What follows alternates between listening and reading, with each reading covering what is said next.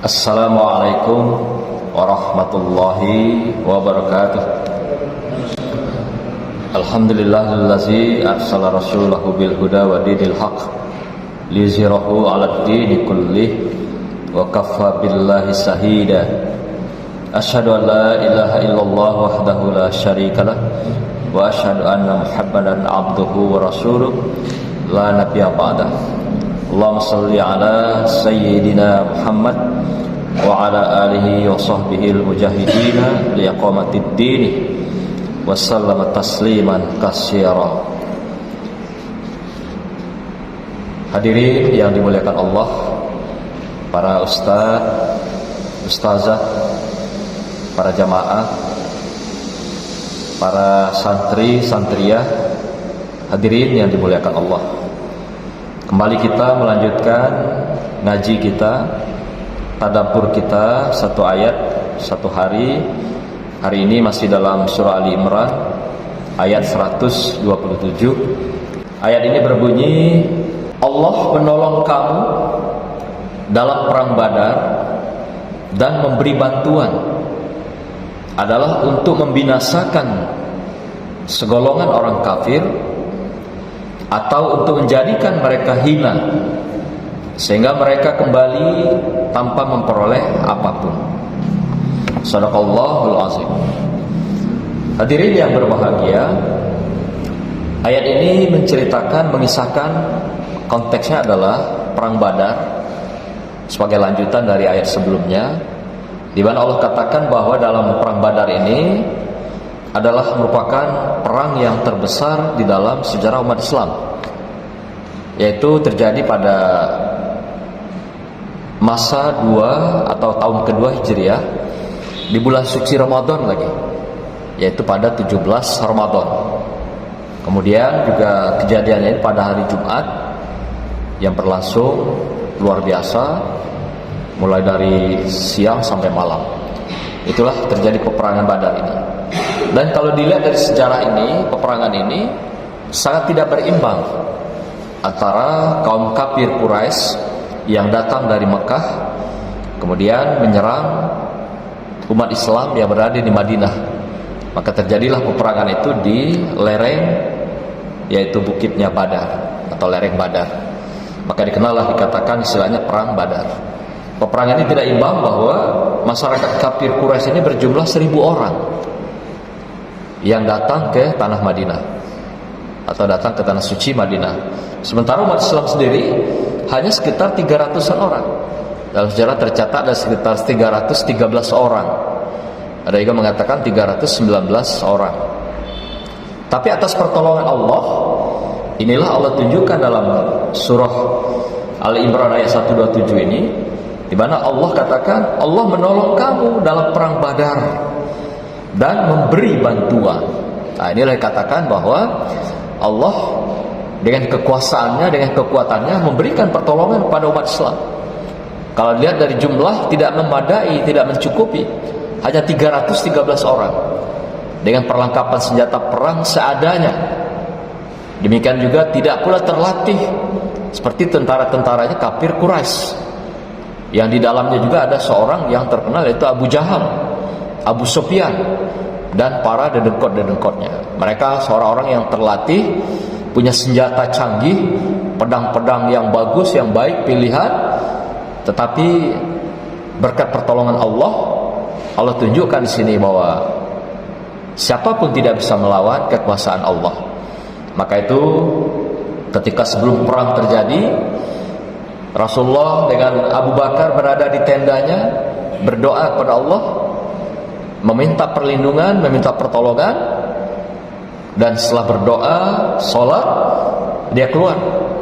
Abu Bakar datang keluar membawa bendera putih yang bertuliskan La ilaha illallah.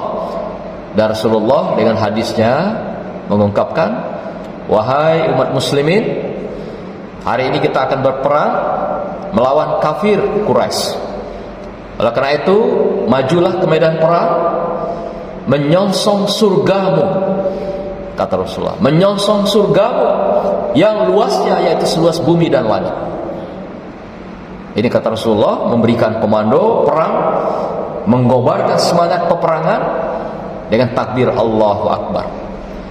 Inilah yang terjadi pada perang Badar ini. Sehingga gelora umat Islam yang ingin mati syahid, ingin syahid di hadapan Allah, mendapatkan surganya Allah seluas bumi dan langit yang telah diseru oleh Rasulullah SAW, maka berkobarlah semangat perang itu dengan jumlah yang sedikit, tapi tidak gentar menghadapi musuh yang 1000 orang. Nah, tapi dalam beberapa asbabun nuzul tafsir dikatakan bahwa Allah juga memberikan pertolongan dalam hal ini. Karena musuhnya 1000 orang, Allah turunkan malaikat Allah 1000 orang juga, sehingga seimbang antara kafir Quraisy yang datang memerangi umat Islam dengan juga jumlah malaikat 1000 orang. Sehingga apa yang terjadi dengan diturunkan malaikat sebagai bala tentara Allah mendampingi umat Islam, kaum muslimin yang berperang ketika itu, maka diberilah kekuatan luar biasa. Lawan di sini dikatakan yang di awal ayat ini, yaitu liyaqta'a tarafa minal lazi lakafaru, yaitu di awalnya liyaqta'a tarafa, mereka cerai berai, mereka dipotong kekuatannya, mereka dipenggal kepalanya oleh kaum muslimin dan malaikat yang menjadi pasukannya Allah itu. Mereka juga dipotong, diputuskan kekuasaannya, kekuatannya, dan juga ketangguhannya di hadapan Allah Subhanahu wa ta'ala, dan juga di hadapan kaum muslimin ketika itu yang berperang dengan mereka. Dipotong semua kekuatan mereka. Maka itu Allah berikan dengan kekuatan ini, mereka binasakan mereka hancurkan mereka kaum kafir ini, dan mereka, apa yang pertama yang terjadi adalah mereka menjadi hina. Mengapa mereka merasa hina di sini? Karena mereka jumlah besar menghadapi umat Islam, kaum muslimin yang hanya sedikit. Merasa hina betul mereka. Kalau ibaratkan itu ada seorang yang berkelahi, badannya besar, gemuk, tinggi, tahu-tahu berhadapan dengan seorang anak kecil, pendek, kurus lagi, tapi bisa mengalahkan orang yang besar itu. Kira-kira seperti itu. Terhina mereka, dihinakan oleh Allah SWT di hadapan manusia dengan jumlah yang besar, tapi dia tidak mampu mengalahkan jumlah yang kecil, sehingga mereka dihinakan, dipermalukan di hadapan manusia lainnya, apalagi di hadapan Allah SWT. Sehingga mereka cerai berai. Di dalam peperangan ini dikabarkan 70 di antara mereka tewas, mati dalam medan perang. 70 orang ditawan, dan juga sebagian besar kemudian sesudahnya memeluk Islam, masuk ke Islam. Masuk Abu Sufyan dan juga para dedengkotnya, para jamaahnya ikut memeluk Islam. Kemudian dia menjadi pasukan yang tangguh dalam sejarah-sejarah berikutnya. Nah, inilah Allah katakan bahwa dalam ayat ini, bahwasanya kalau Allah memberikan kekuatan, memberikan kekuasaan kepada siapapun yang dikehendaki, kepada orang yang beriman dan bertakwa kepada Allah, itu dulu syaratnya. Jadi kalau orang beriman bertakwa kepada Allah, Allah berikan kekuatan, Allah berikan kekuasaan, sehingga dia bisa mengalahkan orang lain, bisa menaklukkan orang lain, dan orang lain bisa merasa terhina karena kekuatan keimanan ketakwaan itu, bisa dipermalukan. Jadi orang kalau sudah mempunyai iman dan takwa di hadapan Allah SWT, Allah pasti akan menolong kita. Allah akan pasti mengulurkan tangannya, memberikan kekuatannya, memberikan bantuannya. Maka itu orang yang beriman dan takwa pada Allah jangan pernah gentar. Dalam ayat lain dikatakan, la tahab wa la tahzan, innallaha ma'ana.